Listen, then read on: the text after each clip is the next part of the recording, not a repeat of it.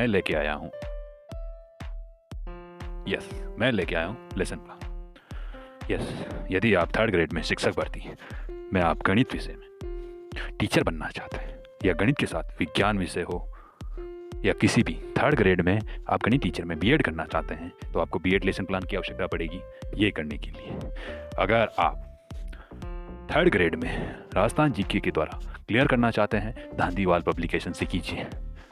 और आप यदि टीचर के इतने इच्छुक हैं तो आप सेकंड ग्रेड टीचर यानी 9वीं 10वीं के टीचर भी बन सकते हैं। विज्ञान वरिष्ठ अध्यापक की तैयारी कर रहे हैं, या फिर आप उससे छोटे, किससे, इससे भी छोटे, आप थर्ड ग्रेड यानी लेवल 2 गणित विज्ञान रीट की तैयारी कर रहे हैं, या फिर इसके साथ ही आप 6ठी और 8ठी कक्षा के टीचर बनना चाहते हैं, तो आपको बीएड करनी पड़ेगी। बीएड आपको ये करना पड़ेगा। और ये करने के लिए आपको ये पेपर भी देना है पीटीटी का और रीट का। पहले तो पीटीटी का पेपर देना पड़ेगा, ये रीट पेपर है। अब आता है आपका बीएड जो पहले 2 साल का था, अब 4 साल का हो चुका है। 4 साल का। अब आपको 4 साल वाली बीएड की लेसन प्लान बनाने के लिए मैं लेके आया हूँ आपके लगभग 80 लेसन कैसे बनाते हैं। मैं दोनों के एक समझाऊंगा और बाकी के हमारी इस वीडियो में देख सकते हैं। और हर लेसन प्लान का तार्किक तम्यता वाले क्वेश्चन, प्रस्तावना प्रश्न, यहाँ तक कि शिक्षण बिंदु से लेकर मूल्यांकन गृह कार्य तक के सारे ही पॉइंट्स आपको मिल जाएंगे।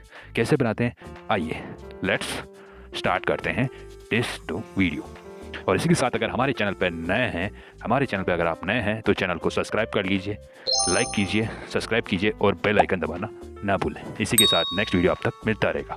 अब हम लेके आते हैं एक प्रमाण पत्र जिसमें आपको सन लिखना पड़ेगा आप जिस सन में कर रहे हैं। बेसिकली आप किसी भी सन में कर सकते हैं। अगर आप टीचर बनना चाहते हैं तो मैं चाहता हूँ आप अपना बायोडाटा यहाँ पर है। यहाँ आपके हस्ताक्षर हो जाएंगे प्रधानाचार्य के, जिसमें लेसन बना। यह आती है गणित की लेसन प्लानिंग। गणित की लेसन प्लानिंग अनुक्रमणिका यानी इंडेक्स। ये देखो मेरे गणित के कितने हैं, 25 लेसन प्लान मैंने बना रखे हैं। और इधर देखो आप 36।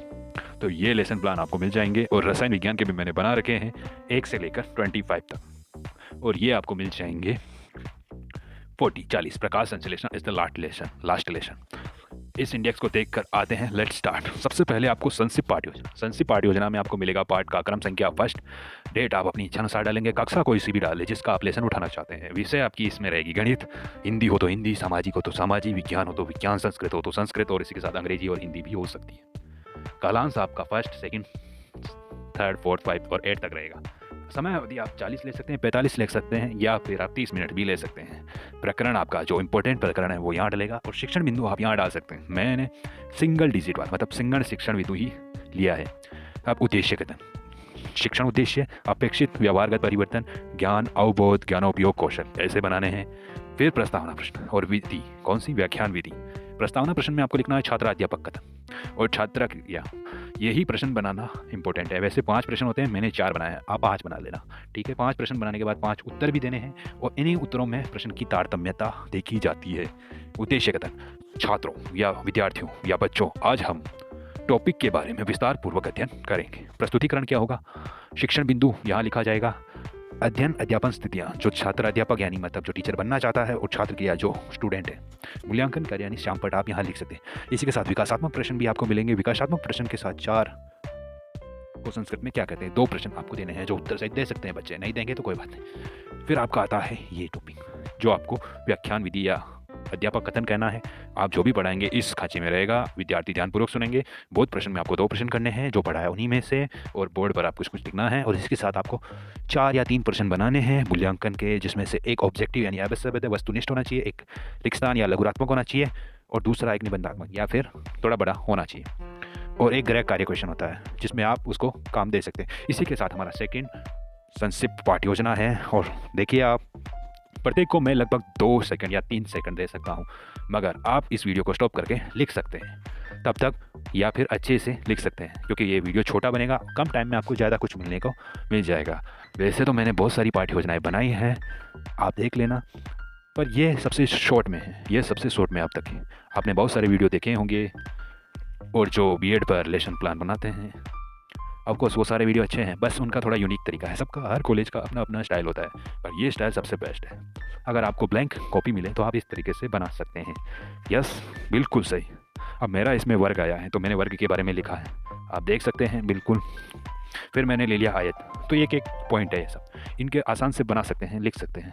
करना कुछ नहीं है, आपको ऐसे ही बनाना और आप वीडियो को एंजॉय कीजिए। मैं मिलता हूँ फिर नेक्स्ट और वीडियो में। और हाँ, जाते जाते सब्सक्राइब कर दीजिए। वीडियो अच्छा लगा हो तो शेयर मत कीजिए, फुल शेयर कीजिए। शेयर मत कीजिए, फुल शेयर कीजिए। कहने का मतलब है अपने दोस्तों की भी मदद कीजिए। छोटा ज्ञान है पर बड़ा सम्मान है, ज्ञान बांटने से ही तो बढ़ता है। Bye bye, Tata.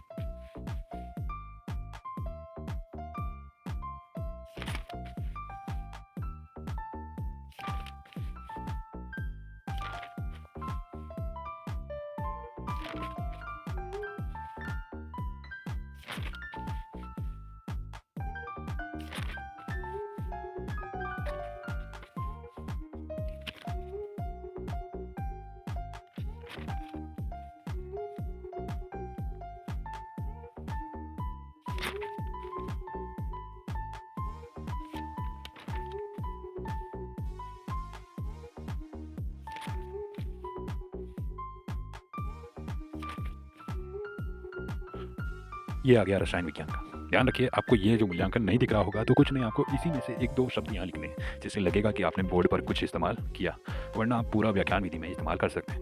विज्ञान में पदार्थ की संरचना में द्रव आ गया, द्रव्य आ गया, कणाद का सिद्धांत आ गया 8वां, और इसी के साथ ये 9वां परमाणु संरचना आ गई।